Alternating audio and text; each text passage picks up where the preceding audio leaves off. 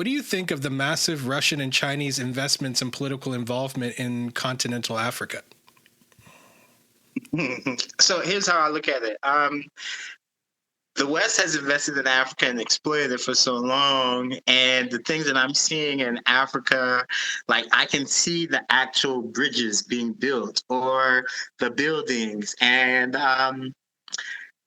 the complaint seems to be like, oh, they build it cheap, quick, and easy and fast, and it breaks down. And I'm like, no, if you look at it, they can build quality things. However, if you look at how much money Africa has in control of its own resources and ability to pay for the quality material required to build better infrastructure, because you can look at our bridges here, they get dilapidated, some fall down, you can see the cracks and other things like that.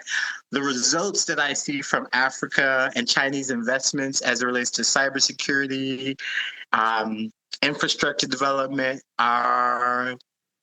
they're more accurately beneficial for the continent and the country as opposed to the Western influence or dilapidated roads and other things that I see. Okay.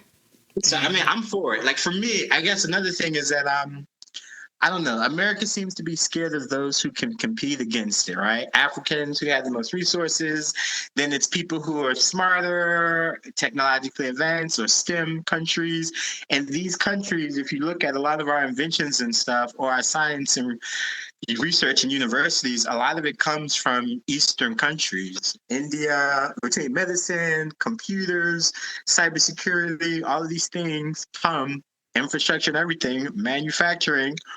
Asia is the country. And they've been doing it well for the past 10, 20, 30 years, and they have a record of getting rid of poverty to show. So, yeah.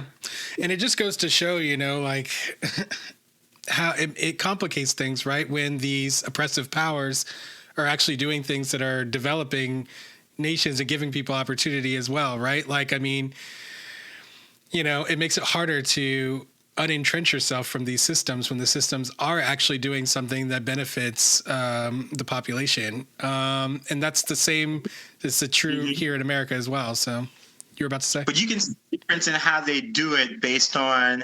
So here's another thing that I was like in the application, we should be able to track these things. World Bank, IMF agreements, SAF agreements for how they have you structured your economies in order to receive aid.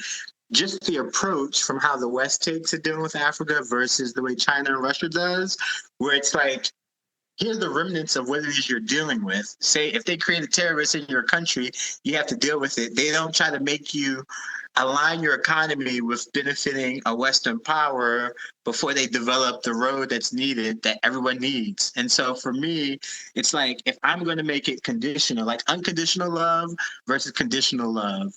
Or hate, basically. And you feel like that's the difference in Western investment versus... Interesting. So you feel like they're being given more freedom and they're less oppressive in their business relationships? Yeah, interestingly enough, yes, for the development of the country. Now, when you deal with the people individually, it was a whole separate thing, because do you have racism in Asia and Russia as well? But you have some of the nicest people as well. So it's like, it's a double-edged sword. But when you look at the impact of what their government and their business does, when I'm saying actions, not just the rhetoric, right? I can hear Obama tell me Africa is important, and he doesn't go there until like the end of his presidency. When China goes every year, it's like their first trip that they take. They have actual investments that are still running today, and you can see the impact that it's having. Like, I've crossed and seen their bridges compared to the old bridges of colonial times or eras. And so when you compare the two, for me, there's no comparison. And what about the citizens, like in these countries that you travel to? Like, what do they think about it? Do they have a similar or the same reaction?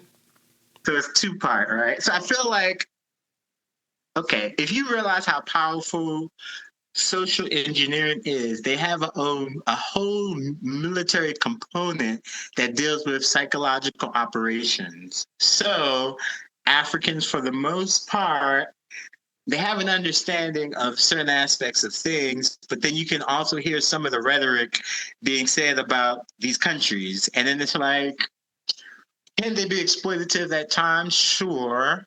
But it's like, what is happening with this exploitation, right? They're giving you a deal and they're saying, hey, um, we're building up your economy and your infrastructure. And the long term prospect of this is your independence and your economy. You do what you want, all right? And that for me, when I'm looking at the approach, I'm kind of like, if somebody gives me the money to do what I want with the money, like I want to build my home versus, oh, you need to first worship Jesus, pay homage to America, vow a blood oath, and then I want you to suppress your people, and then maybe I give you the aid. That's a difference, which then means not only did they institute and create the poverty for you to be subjugated to, they then tried to make themselves the solution by forcing you to operate within the confines of their policy and their aid, as opposed to a country that's saying, hey, forget all this colonial era legacy stuff that they're trying to hold you accountable for and the system that they left you with. And they're saying, I'm still going to build your country because even with a corrupt country, America, when we were fighting, when we were corrupt, in our industrial revolution, we still built. So none of those should be hindrances.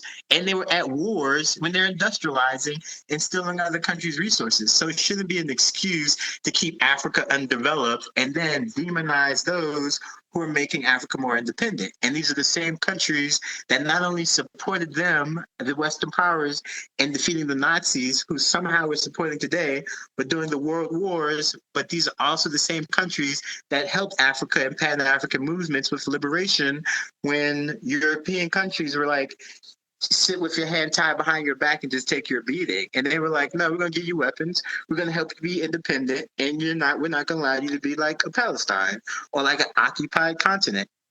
So for me, I'm like, whose story am I telling? Am I Well, story's still being written, right? And so like we'll just have to see what the results are. But like, yeah, no, I that was really useful actually to hear that perspective. I don't think I've ever heard that perspective, and I really like it. And you know, having not traveled to China myself, I have asthma. And I probably just drop dead as soon as I step foot in.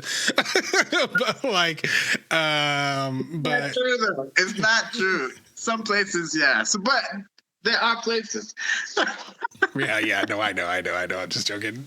That smog is like wicked though. Oof. And joke though. But most major industrialized cities are like that. If you really look at them, most of them are.